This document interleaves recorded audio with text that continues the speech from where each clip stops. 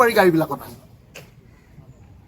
এই চুপাৰী গাড়ীবিলাক কাৰণ ইণ্টাৰনেশ্যনেল যেতিয়া আহে চুপাৰী যিহেতু আমাৰ বাৰ্মাৰ লগত বা ইণ্ডোনেছিয়াৰ লগত কোনো চুক্তি নাই ইণ্টাৰনেশ্যনেল যিখন গেটত পাৰ কৰি আহে তাত কেতিয়াও চেক কৰিব নোৱাৰে কাৰণে চব বস্তু কি কৰিছে চুপাৰী মাজত ভৰাই দি দিয়ে কাৰণ সেইটো চেক কৰিব নোৱাৰে আৰু সেইকাৰণে গৃহমন্ত্ৰী অমিত শ্বাহে কৈছিলে যে কোনো পধ্যে বাৰ্মা আৰু ম্যানমাৰৰ পৰা অসমত চুপাৰী সোমাব নোৱাৰিব এইটো স্পেচিয়েল দায়িত্ব হিমন্ত বিশ্ব শৰ্মাক দি থৈছে কিন্তু পইচা ইমান পায় এখন ট্ৰাকত 24 লাখ 100খন ট্ৰাক আহিলে কিমান টকা হ'ব 24 কোটি এদিনত 24 কোটি টকা পায় গতিকে হিমন্ত বিশ্ব শৰ্মাই লোকটো কৰিব পৰা নাই আৰু তাৰ দায়িত্ব এতিয়া হৰেণ মহন্তৰ জৰিয়তে তন্ত্ৰমল্ল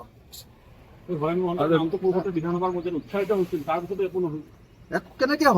হ'ব কেনেকে হৰেণ মহন্তক 6জন নে 8জন হেৰি দি থৈছে ছজন নে 8জন PSO দি থৈছে আপোনালোকে হৰেণ মহন্তৰ ঘৰলৈ দেওবাৰৰ দিনটোত যাবচোন দেওবাৰৰ দিনটোত কোনে কোনে পইচা দিবলৈ যায় লাইন পতা লিষ্ট এখন চাই আহিব আপোনালোকে মই প্ৰত্যেকখন গেটত আগতে ডাইৰেক্টলি পইচাটো লৈছিলে সেইবিলাকৰ মোৰ ভিডিঅ' আছে আজিকালি আকৌ হেৰিয়াত ল'বলৈ ধৰিছে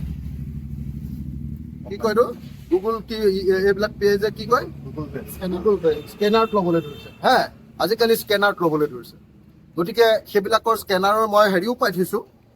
গতিকে আপোনালোকক এটাকে আপোনালোকক দেখুৱালোঁ প্ৰত্যেকজন অসমীয়া মানুহে বুজি লোৱা দৰকাৰ যে অসমত সকলো বস্তুৰ দাম বেছি দাইলৰ দাম বেছি অসমত চাউলৰ দাম বেছি অসমত আলুৰ দাম বেছি অসমত পিঁয়াজৰ দাম বেছি অসমত নহৰুৰ দাম বেছি অসমত মাছৰ দাম বেছি অসমত ব্ৰইলাৰ মুৰ্গীৰ দাম বেছি অসমত কি কয় বাহিৰৰ পৰা অহা কণীৰ দাম বেছি কেলৈ দাম বেছি কাৰণ প্ৰত্যেকটো বস্তুৰ ওপৰত জয়ন্ত মল্ল বৰুৱা নামৰ খলনায়কজনে প্ৰত্যেকটো বস্তু মই ক'লোৱে নহয় এটা কণীত 3 টকাকে জয়ন্ত মল্ল বৰুৱাই গুণ্ডা টেক্স পায়